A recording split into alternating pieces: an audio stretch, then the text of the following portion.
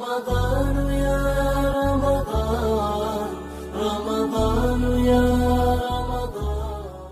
Меримдүү ырайымдуу Аллахтын аты менен баштайман. Ар бириңиздердин кылган ибадатыңыздар, туткан орозоңуздар кабыл болсун деген жакшы ниет менен момун айымдын 30 күнү кайрадан сиздер менен эфирде. Бүгүн бизде сиздердиги жакшы маалыматтар менен бөлүшүү үчүн врач, акушер, гинеколог Жаңыл Болотбековна бизге конокко келип атат. Жаңыл айым, убакыт бөлүп келгениңизге ыраазычылык билдиребиз. Кош келипсиз. Саламатсыңарбы? Чакыруңарга да терең ыраазычылык. Жана ошондой эле ушул биздин эфир кыргыз айымдарына мындай өзгөчө ороз айында аябай пайдалуу болот деген үмүттөмүн. Рахмат. Буйруса, биринчи эле сурообуз бул өтө көп келген суроолордун бири. Кош бойлуу айымдар орозо кармаш керекпи? Эгер кармаса орозого кандай даярданышы керек? Деги эле кош бойлуулук жана орозо деген темада. Кош бойлуу айым жалаң гана орозого эмес, буга кош бойлууга дайынданыш керек да. Демек, организмде дефициттер болбош керек. Хронический оорулар деп коебуз, өзгөчө токсикоз кыйнайт да биринчи триместрде. Токсикозго это боор менен өттүн оорусу. Эгер токсикоз жок болсо, ачкачылыкты жакшы көтөрө билген аял болсо, организмде дефициттер жок болсо, ток кармаганга уруксат берилет. Эң негизгиси мындай да, жертва болбош керек. Орозо үчүн өзүңдү жертва кылбаш керек, орозону дагы сенин ден соолугуңа мешать этип, жолтоо болуп тоскоолдук бербеш керек. Анткени орозо кармап жакшы сооп алам деген ниетте ачкадан организм слабый болсо, баш айланып кулап калышы мүмкүн көчөдө. Анан элдердин баары айтат: ушу орозону темелей койбоп турсуң" депчи, орозону жаманат кылат. Бирок организм бардыгы позволяет, дефициттер бардыгы бар. Анан көчөдөн ар кайсы нерсени жей бергенден көрөк сооп алып, заодно орозо менен мындай ачка болгондо иммунитет күчтүүрөөк иштейт да, орозо кармаганга уруксат берилет. Противопоказания болбош керек да. Главное, эненден сак болуш керек. Жакшы жооп болду. Сөзүңүздөн улам ушундай бир суроо пайда болду. Бул ар бир жылы орозонун башында, орозо учурунда талаш маселе бар. Үкөл алса болот, болбойт деген эме да, талаш маселе. Ушул боюнча гинекологдун көз карашында. Бизге андай да көп келет. Орозого чейин дайындана алайын, орозон буз койбойбу деп. Эгер кош бойлууларга витаминдер жазылат, азыркы күндө кош бойлуу эместерге деле витаминдер жазып атабыз. Аны бир күндө 1 же 2 эле жолу ичет. Демек, ооз ачканда, ооз жапканда ичип койсо болот. Анан кийин антибиотик жазылып калышы мүмкүн.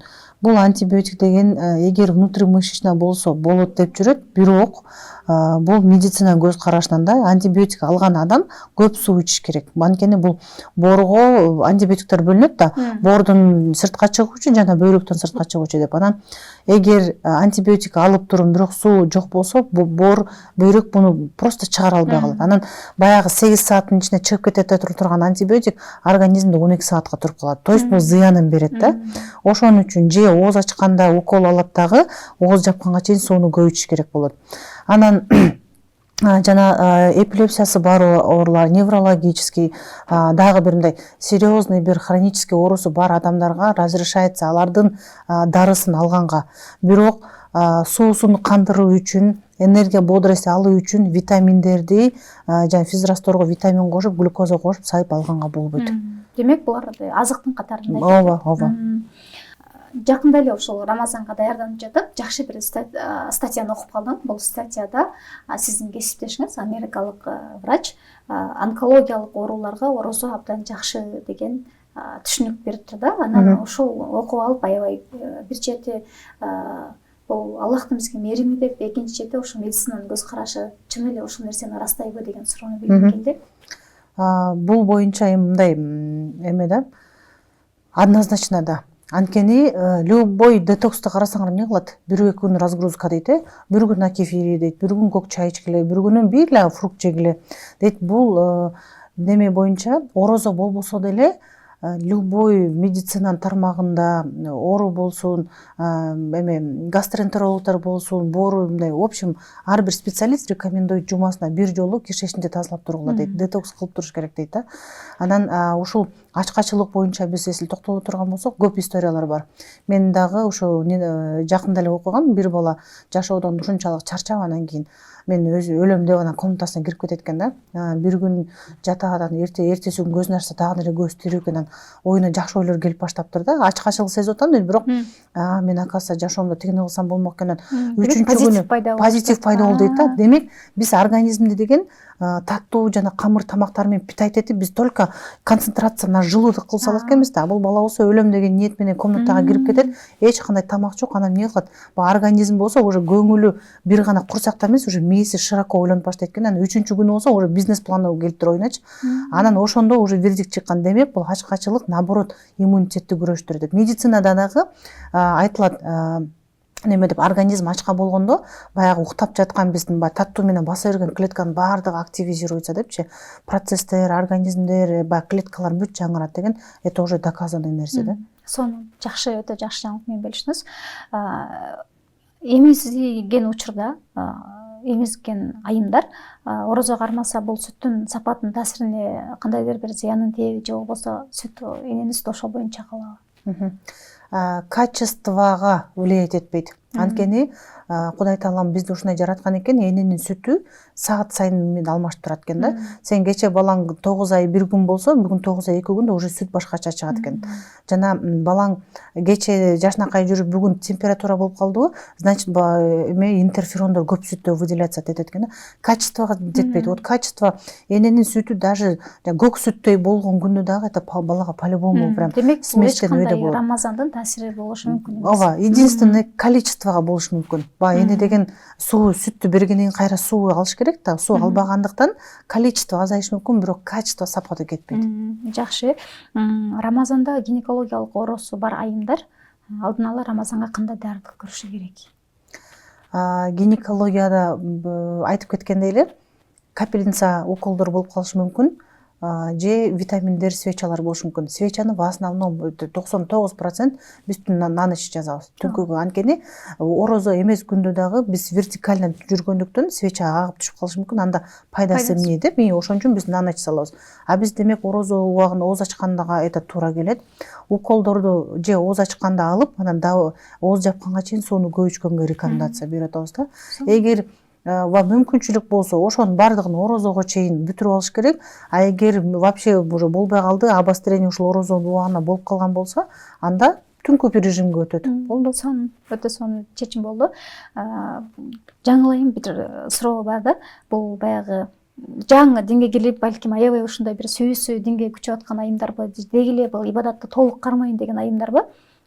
Кандайдыр бир медициналык аппараттардын, приборлордун жардамында же болбосо дары-дармектердин жардамында айызын жылдырып кое турган бир дарыларды колдонушат экен. Ушуну канчалык деңгээлде туура деп эсептейсиз? Медицина тарабында бар, ошондой гормон менен управлять этсе болот да. Бирок анда эле кайсы бир китептен мага бир устаз атап берген, колдонсо болот, бирок адатка айланып кетпеш керек дейт. Биздики 5 жыл, 10 жылдап ичкендер бар да, кок деп коебуз биздин оральный контрацептив. Ал мечтеде регуляция кылат, прям сааты менен күнү менен келет. Бирок ал адатка айланбаш керек экен.